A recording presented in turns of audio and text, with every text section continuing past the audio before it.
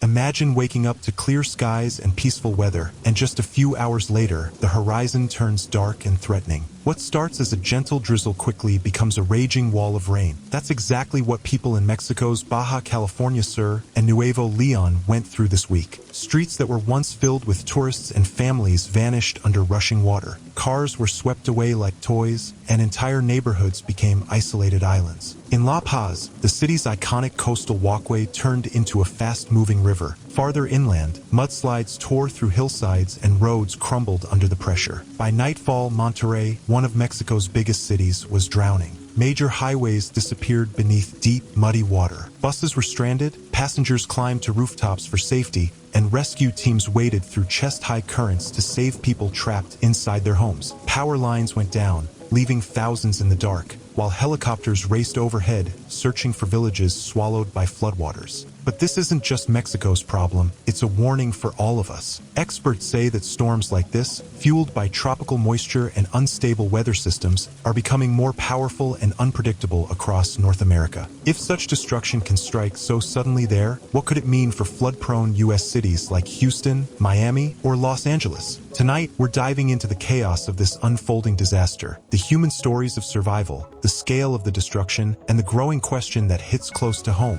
Why are extreme floods hitting harder, faster, and closer than ever before? The capital city of Baja California Sur started the morning like any other calm day. Along the scenic waterfront, the famous Malecon, tourists enjoyed their coffee with ocean views, local vendors set up their souvenir stalls, and fishermen prepared to head out to sea. But as the hours passed, everything began to change. By midday, dark clouds gathered on the horizon, rolling in fast and heavy over the coastline. And then, almost without warning, the skies opened up. Rain came down in sheets, pounding the streets so hard that it was nearly impossible to see more than a few feet ahead. Within minutes, the peaceful streets of La Paz turned into rushing streams. Small puddles deepened quickly, merging into powerful currents that swept through intersections and trapped cars in rising water. The city's drainage system couldn't handle the deluge. Normally dry channels, known locally as arroyos, turned into raging rivers, tearing downhill, carrying branches, debris, and even vehicles caught in their path. In some neighborhoods, water surged down from the surrounding hills, spilling straight into shops, cafes, and homes. By late afternoon, panic spread across the city. Drivers abandoned their vehicles. Families scrambled to reach higher ground. Store owners worked frantically to save what they could as water poured through their doors. Witnesses described the flood as a roaring river running through the heart of downtown, strong enough to lift cars off the pavement and drag them away. One district after another went dark as power outages hit.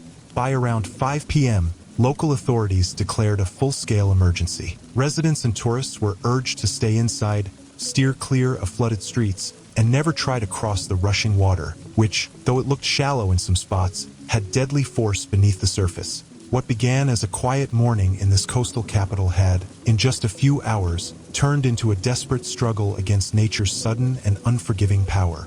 As the rain kept pounding down, downtown La Paz turned into a scene straight out of a nightmare. Streets that were usually filled with music, laughter, and tourists were now rivers of rushing brown water. Visitors who had come for sunny weekend trips to Balandra Beach or the nearby islands suddenly found themselves stranded, stuck inside hotels and cafes, watching in disbelief as the streets outside disappeared under the flood. Along the famous Malecon, shop owners did everything they could, stacking sandbags, nailing boards across doors, trying desperately to keep the water out. But the flood came with such force that nothing could stop it. Ana Rodriguez, who owns a small souvenir shop near the waterfront, described how quickly everything went wrong. "It came out of nowhere," she said. "We were trying to move things higher, but within seconds, the water took over the entire floor. I've never seen anything like it."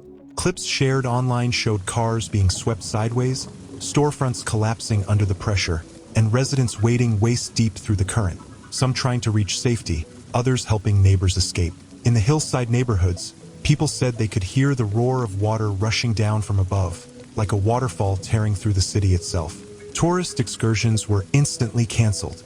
Roads leading to beaches and nature spots were completely cut off.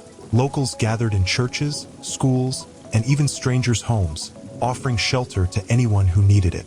By mid-afternoon, the damage was everywhere. Families carried their children through chest-high water. Business owners stood helplessly as years of work disappeared before their eyes. Commuters climbed onto rooftops, holding onto anything they could as the flood surged below. In just a few hours, a city known for its calm seas and clear skies had turned into a disaster zone.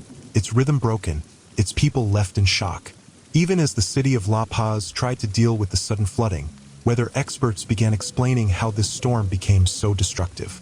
Earlier that day, the National Weather Service had issued a moderate rainfall alert, but what actually hit the city was way beyond what anyone expected.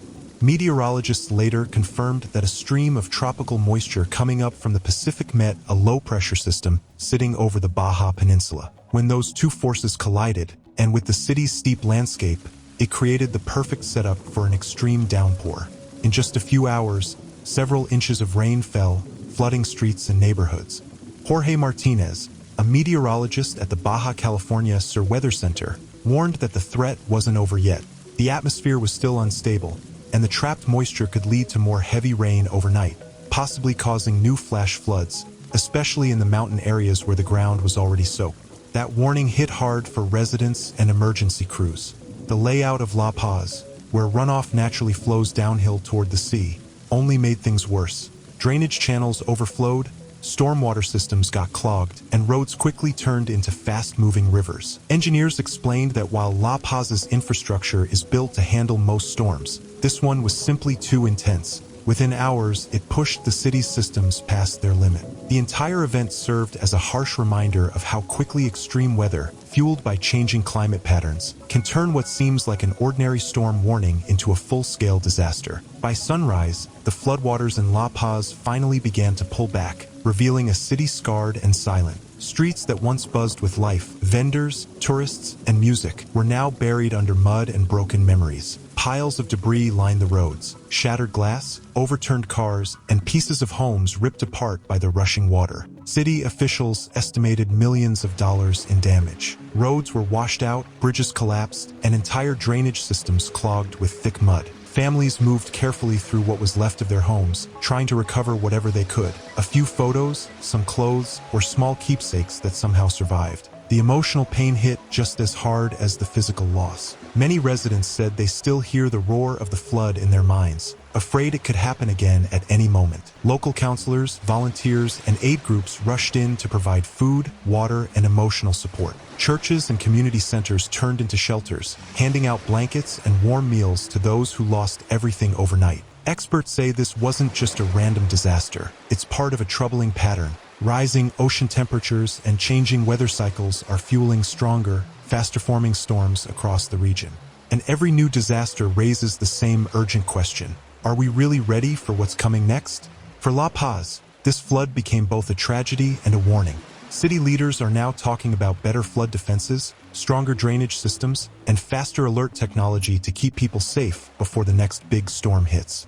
As residents slowly begin rebuilding, the marks of this disaster remain everywhere, in the homes, on the streets, and in the hearts of the people who lived through it. This event is a powerful reminder that in a world of growing climate extremes, being prepared isn't just smart, it's the only way to survive. When the flood first struck, the city was thrown into chaos. Sirens echoed through the night as police, firefighters, and medics rushed to respond. Emergency crews waded through waist-deep water, rescuing trapped families and carrying children to safety. Inflatable boats were launched where streets had turned into rivers, helping people escape homes that were moments away from collapse. In those dark hours, La Paz came together, ordinary neighbors, first responders, and volunteers, proving once again that, even in the face of disaster, human courage can outshine the storm. Local authorities have opened emergency shelters inside schools and community centers, providing warm clothes, food, and medical care for those who had to leave their homes behind. The Red Cross has also set up first aid tents to help people suffering from injuries, from minor cuts and bruises to serious cases of hypothermia. Power blackouts made the situation even worse.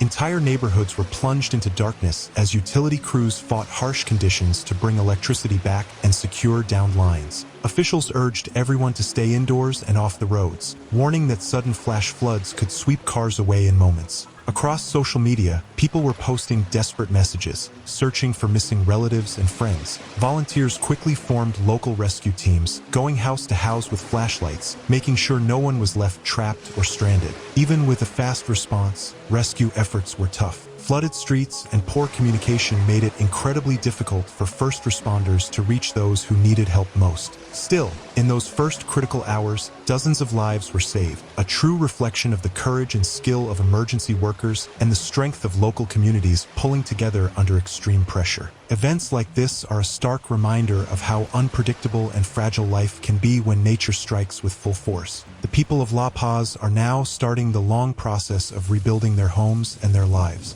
But their experience also highlights a larger question. How can towns and cities better prepare for the next big storm? If you found this report helpful, give it a thumbs up, share it with your friends and family, and subscribe to stay updated on major weather events from around the world. Your support helps us keep delivering fast, accurate, and reliable coverage. Now we want to hear from you. Do you think communities are truly ready for the growing risks of flash floods and severe storms? Or are we still underestimating nature's power? Tell us what you think in the comments below.